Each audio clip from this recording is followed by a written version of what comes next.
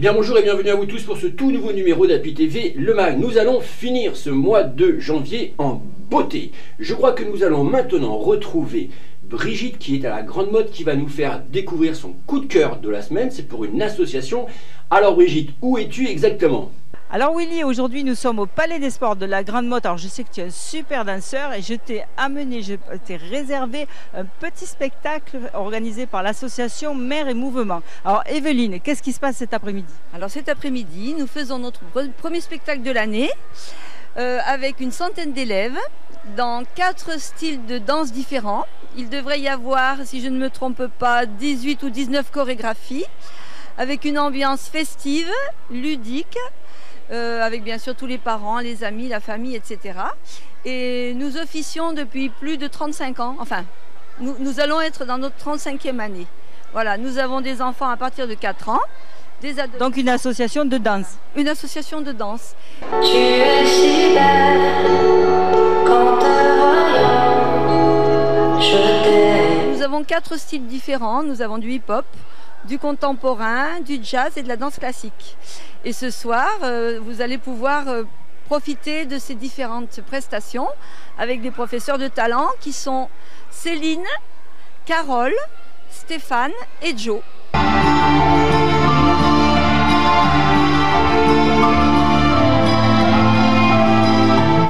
Mais disons que nous ne cherchons pas la compétition. Nous cherchons surtout à faire de la danse loisir, de la danse plaisir. Il nous est arrivé de participer à des compétitions de la Fédération française de danse parce que nous sommes affiliés à la fédération. Mais notre objectif, ce n'est pas de faire de la compétition, c'est de faire découvrir la danse. Et puis ensuite, les enfants qui ont des talents particuliers peuvent aller voir un petit peu plus loin ce qui se passe dans ce monde-là.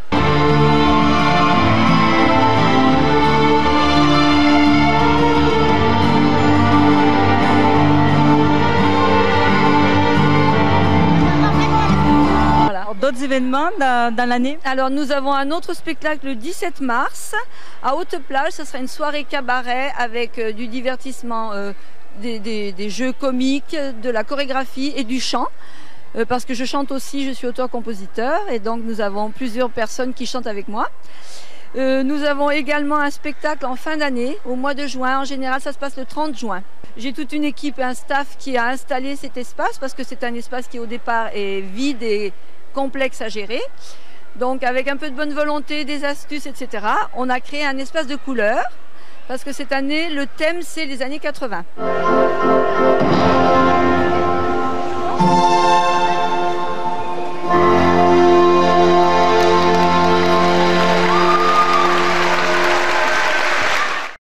J'appréhendais d'avoir apporté des appareils pour mieux entendre, oui. Mais comme tout le monde, aujourd'hui, les appareils, on ne les voit quasiment plus.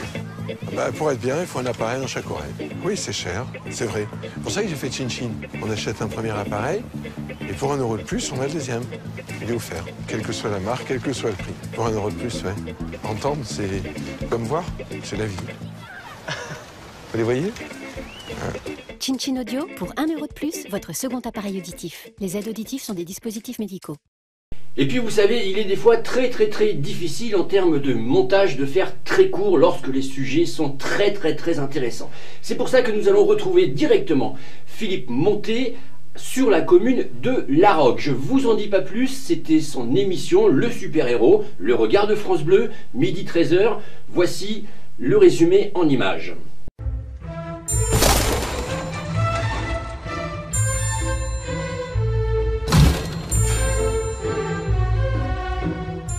Bonjour et bienvenue à tous. Effectivement, Laroque, juste au pied de cette belle ville de Ganges, possède son propre centre hospitalier et cela fait 10 ans maintenant qu'il existe. Il est géré par une association qui s'appelle donc Goupil Connexion, qui elle existe depuis plus de 20 ans.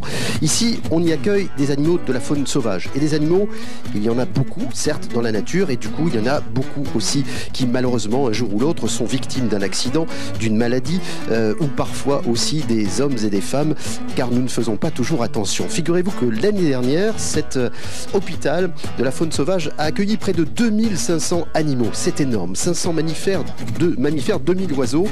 Certains d'entre eux sont ici à nos côtés. On vous les présentera, en tout cas on parlera d'eux tout à l'heure et des soins dont ils font l'objet. Comment est-ce qu'on rapatrie ces animaux? Comment est-ce qu'on découvre les problèmes dont ils sont affectés?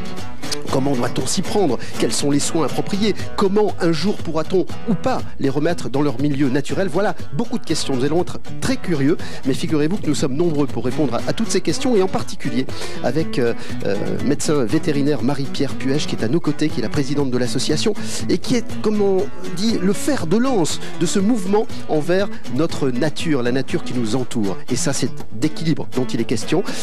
Marie-Pierre Puech, bonjour et merci de nous accueillir dans ce lieu atypique consacré à la faune sauvage dont vous prenez soin depuis de nombreuses années. D'abord, c'est votre métier, vous êtes vétérinaire, vous les voyez notamment passer dans votre clinique, dans votre établissement. Et qu'est-ce qui vous a, Marie-Pierre, un jour donné l'envie finalement de créer cet établissement qui nous accueille aujourd'hui ? Oui, merci d'être venu aussi nous visiter, voir un peu l'énergie qu'on partage sur le territoire des Garrigues, Cévennes, là où on habite, à Ganges. Alors, au départ, vétérinaire, ce qui est intéressant, c'est que, bon, c'est une passion, et c'est une passion pour la vie et pour tous les animaux, c'est être un peu porte-parole des animaux. Alors, au départ, on est vétérinaire, je travaille encore en clientèle, et on soigne, on est là pour soigner, et au mieux, et avoir des animaux en bonne santé, que ce soit des animaux de ferme ou des animaux, des chiens, des chats. Donc c'est notre travail d'être un peu de trouver des solutions pour que les animaux soient pas malades. Après, ce qui est aussi important en vétérinaire, c'est que les hommes ne soient pas malades des animaux. On a longtemps eu beaucoup de ce qu'on appelle les zoonotes. Donc c'est notre travail d'être des porte-parole, on est un peu les savants entre l'animal qui ne parle pas et la société humaine qui a besoin d'animaux en bonne santé pour les vendre, pour les manger, pour les présenter, pour être beau, pour se balader, ou bien faire du cheval, monter à cheval, et puis on a besoin d'animaux qui ne soient pas porteurs de maladies, et ça a longtemps fait peur aux humains. Et moi, ce qui m'intéressait, c'est une fois qu'on s'attache à ça, y compris donc trouver que les animaux soient pas les boucs émissaires trop vite accusés, puis dans la mesure où ils n'ont pas de parole, il n'y a pas de porte-voix, il n'y a pas d'avocat, il n'y a pas de syndicat. Et ce qui m'intéressait, c'était d'être aux côtés de ces plus faibles pour dire, mais à des moments, l'homme est en train d'accuser, je ne sais pas, le noir et blanc, de je ne sais quelle maladie, le moustique tigre, de je ne sais quelle chose. Est-ce que c'est vraiment la bonne solution? Et donc ça, c'est vraiment un travail. Et donc, c'est comme ça qu'on s'est approché de cette faune sauvage qui est souvent autour des humains, et pour qui on ne la voit pas, elle va être accusée, c'est à cause des bouquetins dans le Bargique, on a de la brucellose, etc. etc. Et donc toute l'idée, c'était de la connaître mieux. Et donc pourquoi un hôpital faune sauvage? Eh ben, ça fait plus de 30 ans que je suis vétérinaire, donc là, auprès de ces animaux, on voyait bien qu'il y a une grande ignorance, les hommes continuaient de taper sur l'animal ou sans comprendre, ou bien sans le savoir. Aujourd'hui, avec les villes qui vont vite, on a une destruction qui est terrifiante. Et les animaux ne parlant toujours pas à la radio, hein, aujourd'hui vous n'allez pas les faire parler. Vous allez donc essayé tout à l'heure avec le faucon qui est à côté de nous. Vous allez donc des porte-paroles, on est un peu porte-parole, et donc après on s'est dit l'hôpital faune sauvage, ces animaux sauvages, pourquoi s'en occuper? Pourquoi pas nous? Et on s'est regardé, on s'est dit c'est qui si c'est pas nous, c'est nous, et c'est quand? Et donc on a démarré ce chemin depuis 10 ans. On a beaucoup de choses à vous raconter, et vous pourrez aussi retrouver les images de cette émission avec Willy Saltel qui nous suit aujourd'hui. Nous sommes en direct de Laroque, près de Ganges, et nous revenons dans quelques instants sur France Bleu Héros. On n'a qu'une envie, c'est qu'elles repartent dans les meilleures conditions. Alors, je vais juste faire une radio. Hop. Dis-moi, regarde-moi bien, ferme-moi ça, et ferme la tête. Tiens, tu me tiens ça et ça. Alors là, c'est change de main, là et là. Pourquoi ça, c'est pas encore alors elle a 2 fractures, elle a une fracture aussi, montre-moi un peu.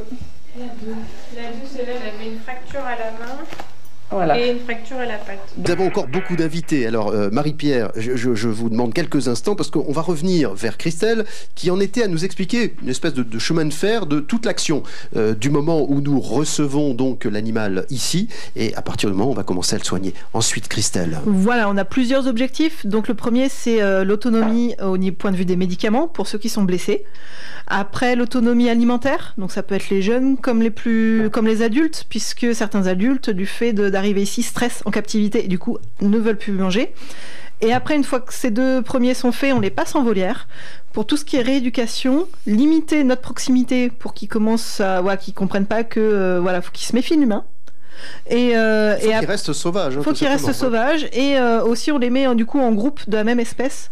Comme ça, ils se resociabilisent avant le départ. Figurez-vous que Géraldine vient d'entrer. C'est un peu comme une fourmilière ici, Marie-Pierre. Il y a des gens qui rentrent, qui sortent, il y a des animaux sur le côté, il y a un monsieur qui filme avec sa caméra. Il y a toute l'équipe de France Bleu Héros. Bonjour Géraldine. Bonjour. Voilà Géraldine, racontez-nous cette expérience avec les enfants. Eh bien écoutez, nous donc dans le cadre éducatif, on doit donc avoir une éducation citoyenne et je considère en fait que la nature fait partie, comme disait tout à l'heure Marie-Pierre, de notre quotidien. Les enfants ont été très contents parce qu'on a eu la possibilité donc du coup de relâcher des hérissons, des vrais hérissons, donc 4 pour la première fois parce donc on a eu deux interventions sur l'école. On est parti sur une après-midi complète avec comment faire pour que des hérissons puissent survivre. Surtout en les relâchant le jour, en rappelant que ça vit la nuit quand même. Voilà, c'est ça. Ouais. Moi, ce que je garde de cette première déjà rencontre, c'est le regard des enfants. C'est cette aventure humaine qu'on veut partager et rendre l'humain conscient que ces animaux sont libres comme nous et vous, qu'on aime notre liberté et on les relâche. On n'est pas dans un zoo, on n'est pas dans un parc.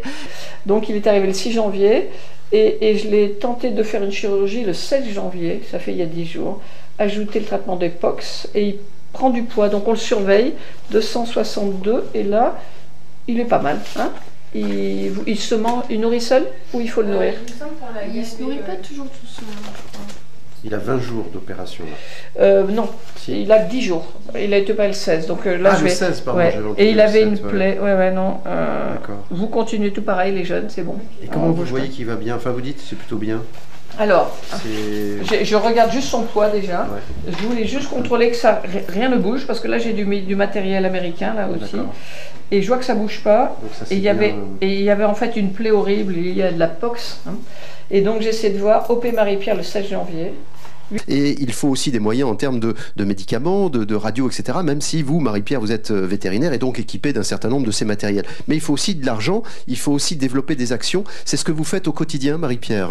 On a un budget, ce qu'on comptait sur cette année, c'était 55 000 € de budget, en sachant qu'on donne énormément. C'est-à-dire que si on comptait le temps de travail, moi vétérinaire, je suis pas, il n'y a que 2 salariés et on a même une inquiétude sur 2 contrats aidés d'ailleurs et une inquiétude qui va s'arrêter le 15 février. Donc on voit bien que c'est compliqué. Il faut savoir que les animaux arrivent, ils ne payent pas et quand ils repartent, ils nous disent au revoir que par leurs beaux coups d'ailes et ils s'en vont.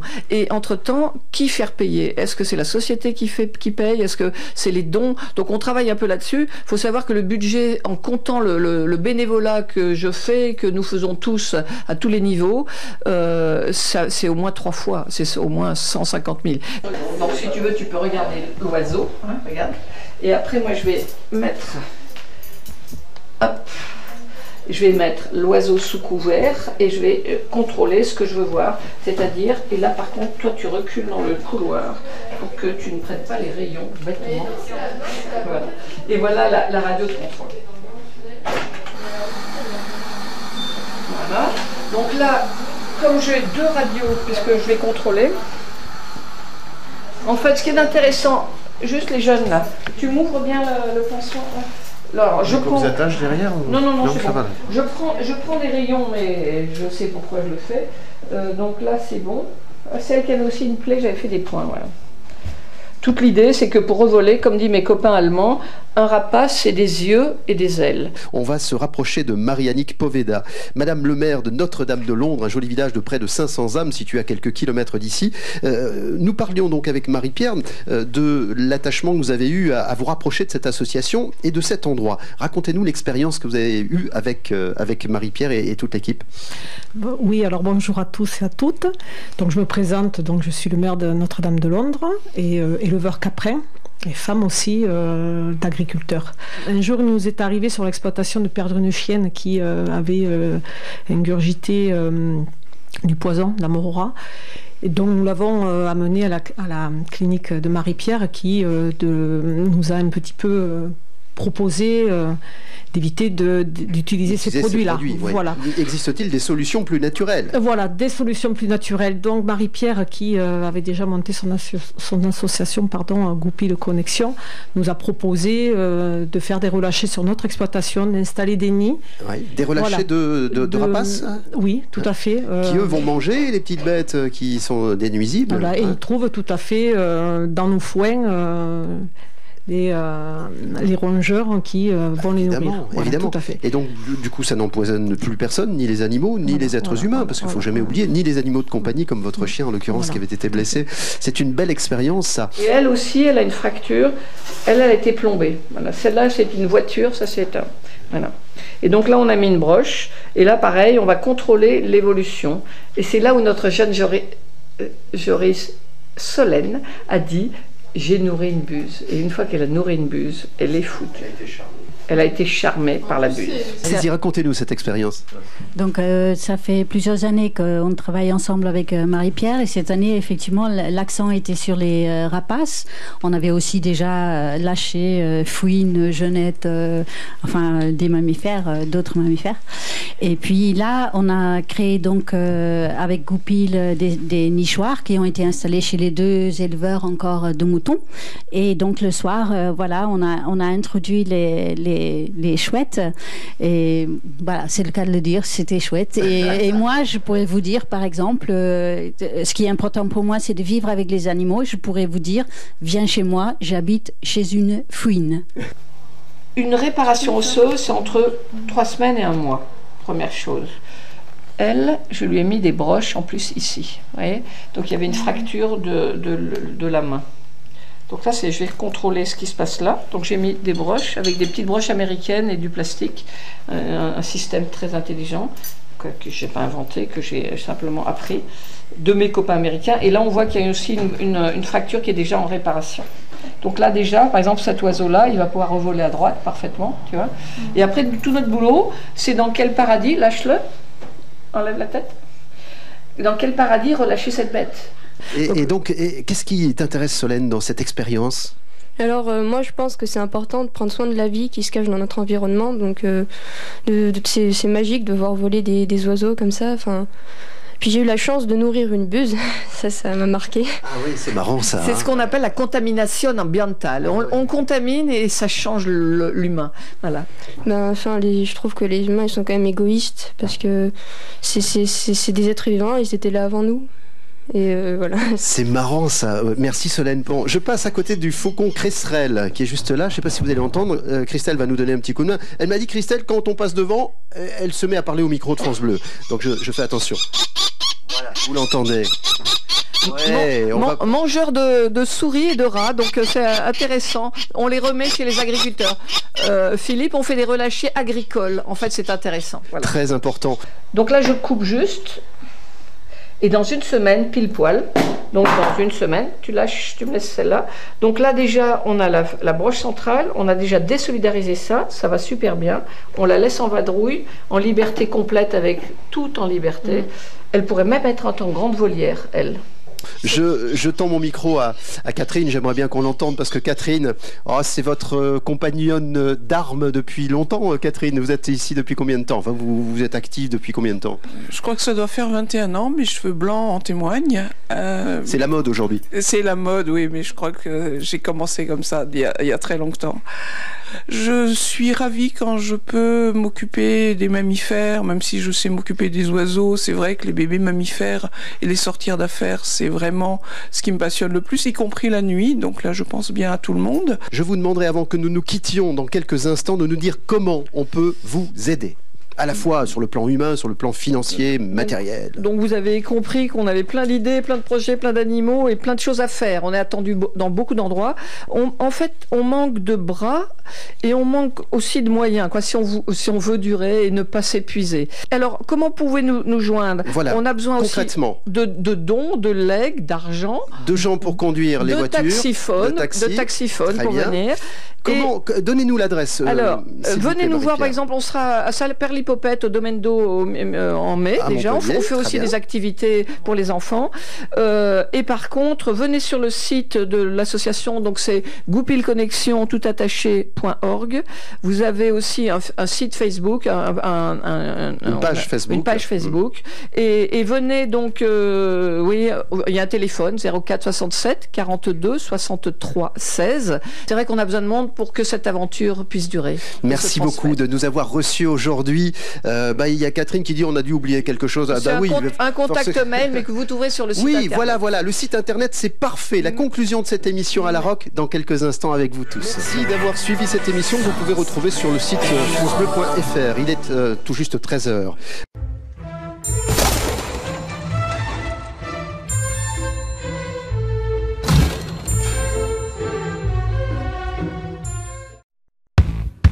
Je suis l'optimisme. Grâce à moi, les hommes et les femmes vivent mieux et en meilleure santé. J'ai appris aux hommes à chanter et danser sous la pluie, mais aussi à en profiter pour se laver avec. Car je leur ai appris que l'optimisme sert à optimiser, à obtenir plus et mieux pour moins. Je suis l'optimisme. Je ne refuse pas de voir l'adversité, mais je refuse d'y voir une fatalité.